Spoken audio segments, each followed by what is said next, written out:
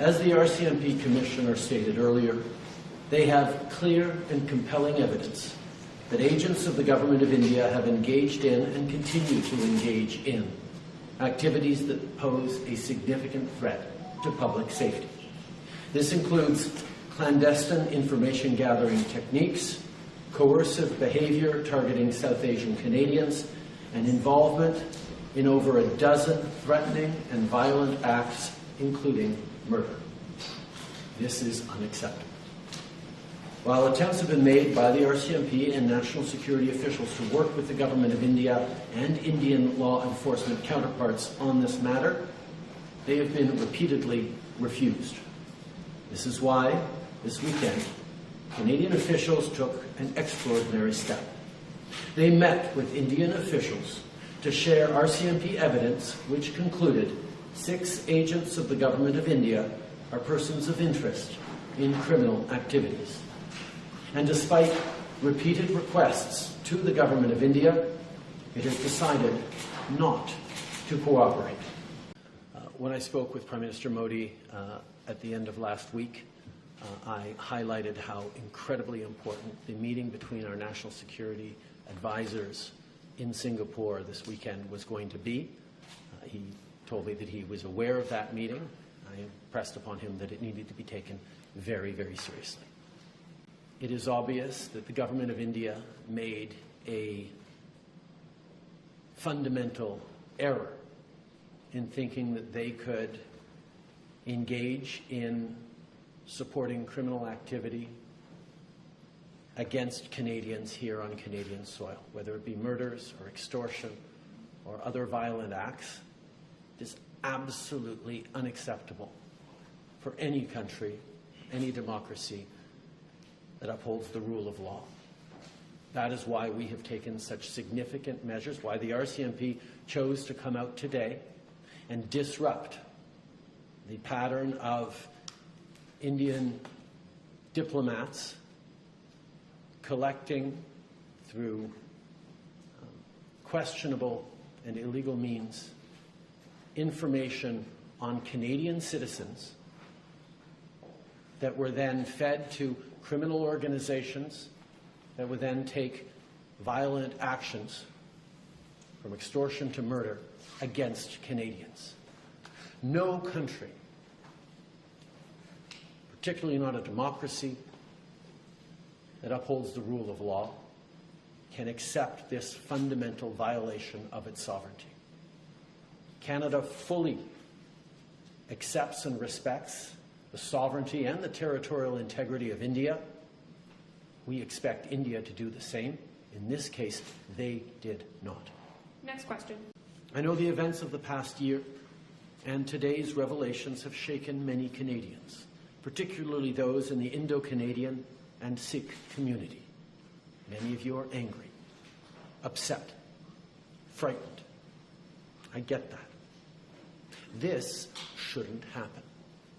Canada and India have a long and storied history rooted in people-to-people ties, business and trade. But we cannot abide by what we're seeing right now. Canada fully respects the sovereignty and territorial integrity of India. We expect the Indian government to do the same for Canada.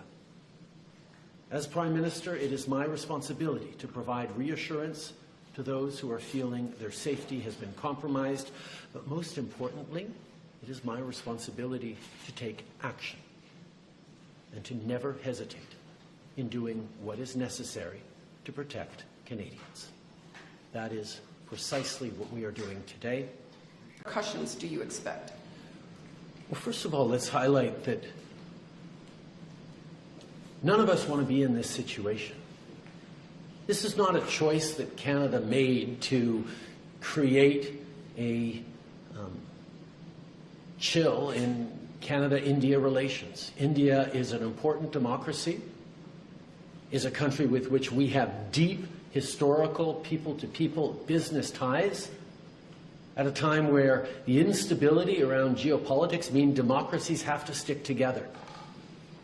That is why when we started to understand through intelligence agencies that India was possibly, if not probably, behind Nijjar's killing, the killing of a Canadian on Canadian soil last summer, our first choice, our first actions were to reach out, yes, to our Five Eyes partners, but also to the government of India, to say, we know this has happened.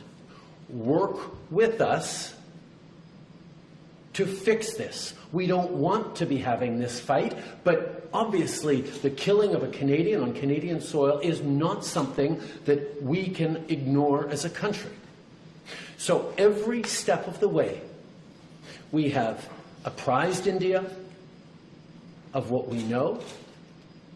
I've spoken directly with Prime Minister Modi. We have engaged with intelligence counterparts.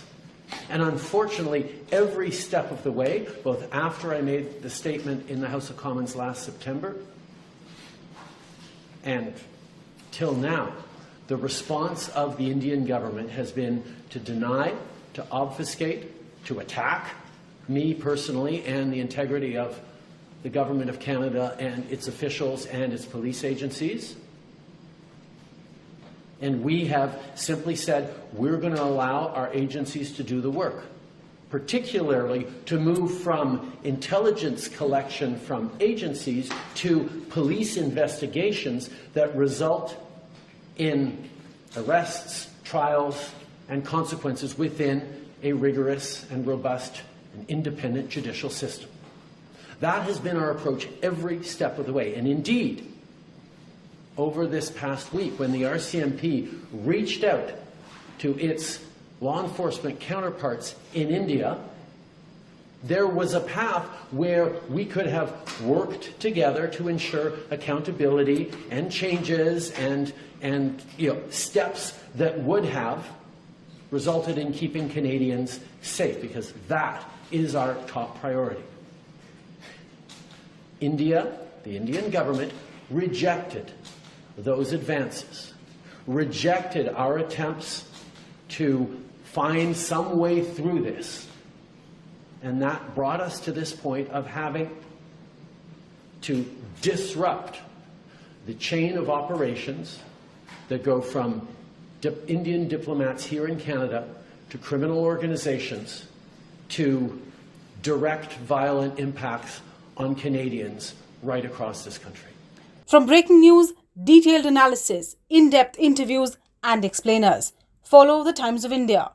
Subscribe to our YouTube channel. Don't forget to like our videos and hit the bell icon to stay updated with the latest.